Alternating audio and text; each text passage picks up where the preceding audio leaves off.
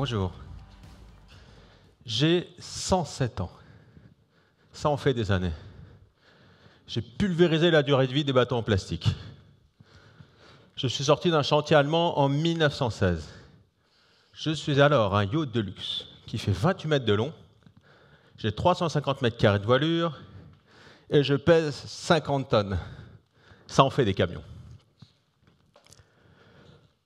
Pendant ce siècle d'histoire, il m'est arrivé plein d'aventures.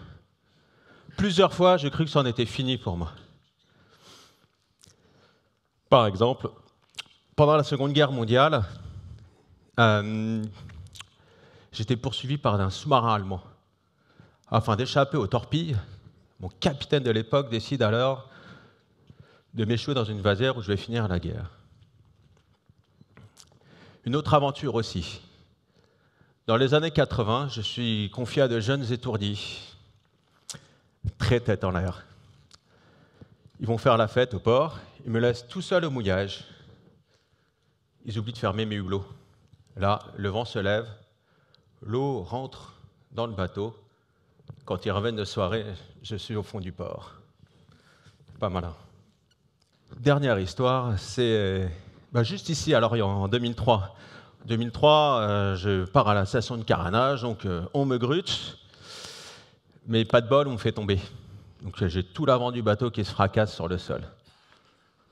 Voilà. Donc à chaque fois, les humains m'ont toujours renfloué, réparé, pour que je reprenne les flots.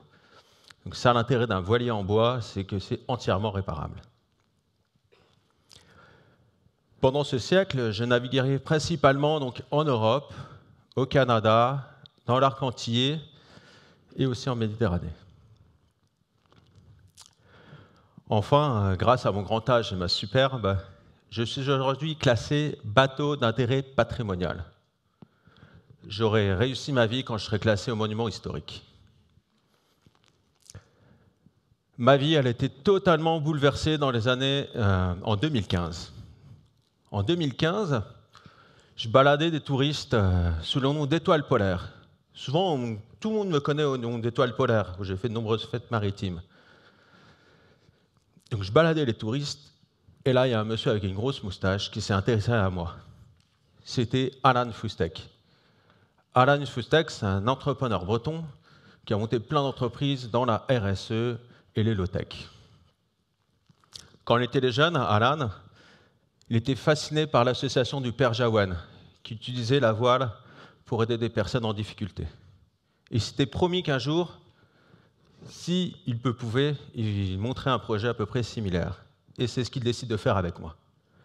Puis notre collaboration s'est hyper bien déroulée, parce qu'il me redonne mon nom d'origine, qui est Skiff, et non pas Étoile polaire, ou Polaris aussi. J'en ai eu plein des noms.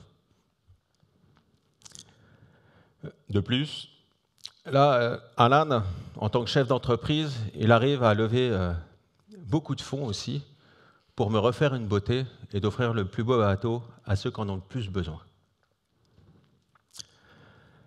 Donc, pendant ce siècle d'histoire aussi, les mentalités ont changé. Quand je suis sorti du chantier en 1916, les femmes n'avaient pas le droit d'être dans les équipages, ça portait malheur.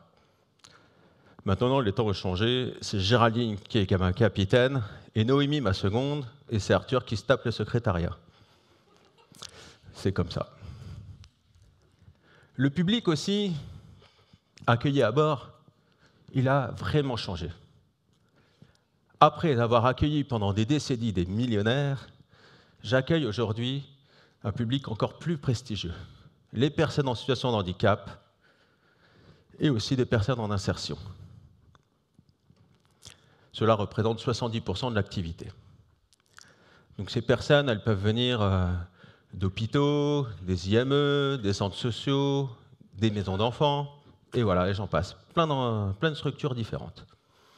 Pendant le Covid, j'ai même accueilli des soignants de la région Bretagne, par exemple. Donc aujourd'hui, je suis basé à Douarnenez. Voilà, j'ai été accueilli chaudement à Douarnenez, parce qu'il y a le port-musée, et il y a une grosse activité autour de la voile traditionnelle. J'ai une jolie place au ponton Belle-Plaisance. Donc je suis partenaire aussi du parc marin d'Iroise et je navigue principalement dans la baie de Douarnenez, la rade de Brest, les îles d'Ouessant et de Saint. Ouais, c'est vraiment mon terrain de jeu principal.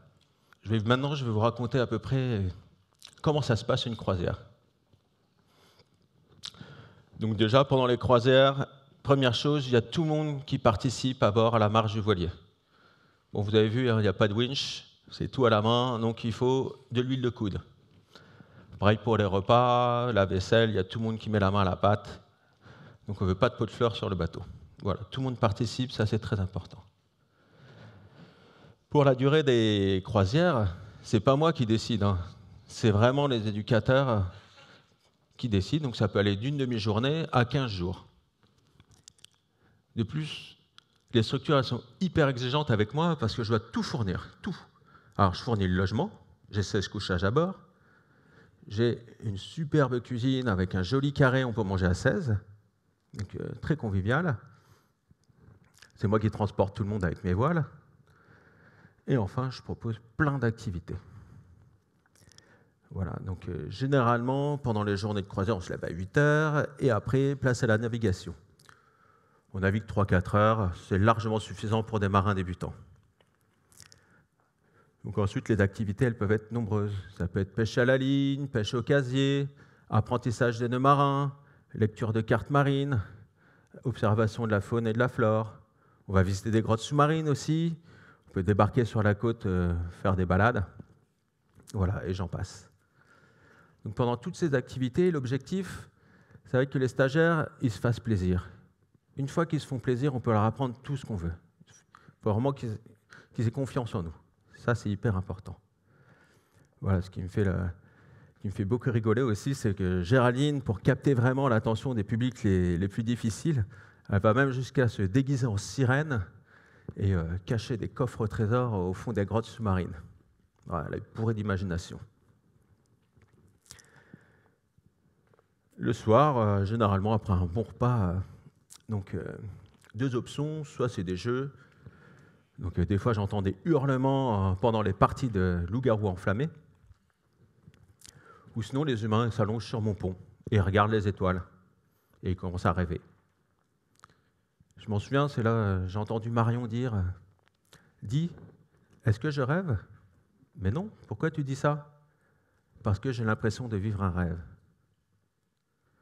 Ou sinon, je me rappelle de Samantha.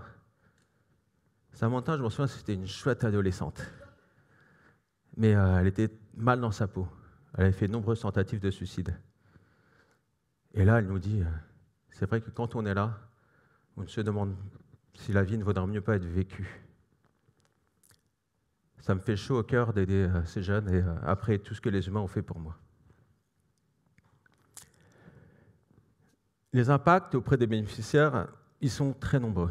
Tout vous raconter, ça me prendrait la journée entière, je me ferais gronder à côté, quoi. Du coup, là, je vais vous raconter une croisière qui m'a vraiment marqué. Pendant 2 semaines, on a accueilli des jeunes Rochelais, voilà, de la protection de l'enfance, donc une jeune d'enfance assez cabossée, on va dire. Ils sont placés par les juges.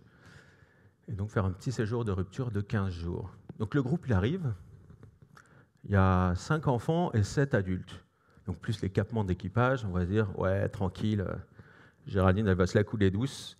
Alors là, détrompez-vous, je les ai vus rentrer de la croisière, ils étaient éclatés, quoi. Voilà.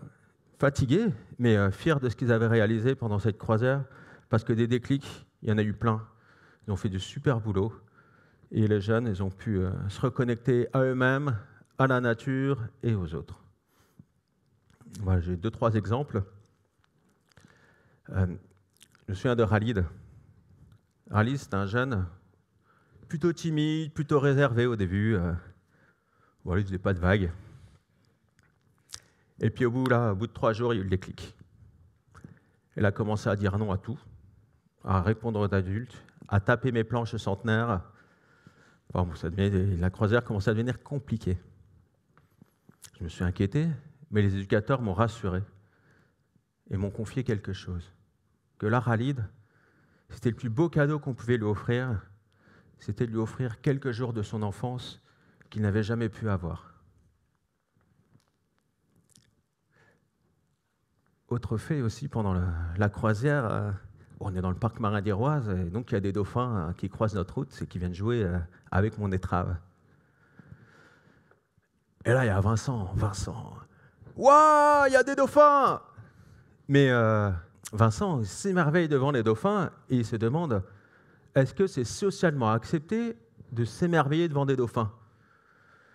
Voilà. Donc il regarde à gauche, à droite, et puis là, ouais, non, c'était trop des losers, ces dauphins. Puis après, là, ouais, il y a des dauphins qui ont sauté. Puis pareil, ouais, non, c'est trop des losers, les dauphins. Voilà, donc c'est intéressant de permettre à ces jeunes aussi de leur dire, mais si, les dauphins, c'est incroyable, la nature qui nous entoure, elle est incroyable. Laisse tes émotions s'exprimer, ça, c'est important.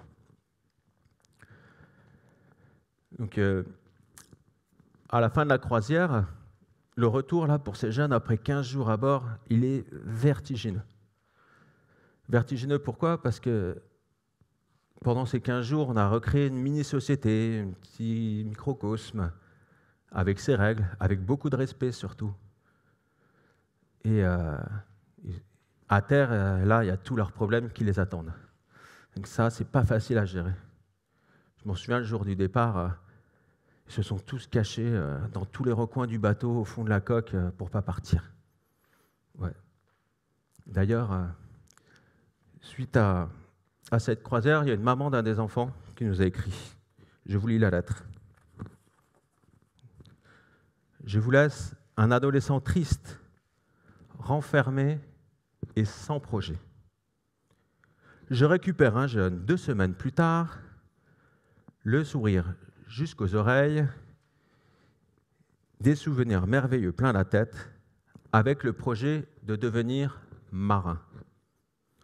Il ne parle plus que dans un vocabulaire que je ne comprends pas, et il fait des nœuds.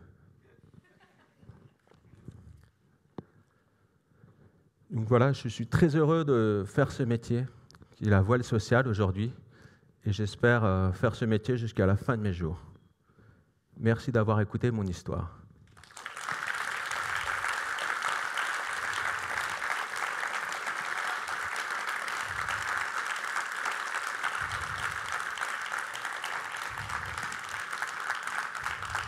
Alors, en conclusion, voilà toute l'équipe de Skiff. On pense que c'est vraiment hyper important de prendre soin de notre jeunesse, voilà, pour leur donner des repères, de nouveaux codes, afin qu'ils fassent plein de choses dans leur vie. Autre chose aussi, les personnes en situation de handicap, là j'en ai moins parlé, mais on travaille beaucoup aussi avec eux. Ils ont le droit de rêver comme nous et d'embarquer avec nous. Nous, on existe depuis 2015, et depuis ces années, on a une bonne expertise dans la voile sociale. On travaille principalement avec les structures du Finistère et aussi le reste de la France, mais pas du tout aujourd'hui avec les autres départements bretons. Et ça, c'est vraiment dommage. Donc, si vous avez aimé notre projet et si vous voulez nous soutenir, vous pouvez faire 2 choses pour nous. Déjà, parlez-nous autour de vous pour monter des nouveaux projets avec des nouveaux bénéficiaires et envoyer du rêve partout où on peut. Et aussi, trouver des mécènes pour trouver les financements pour offrir du rêve à tous nos marins en herbe. Merci.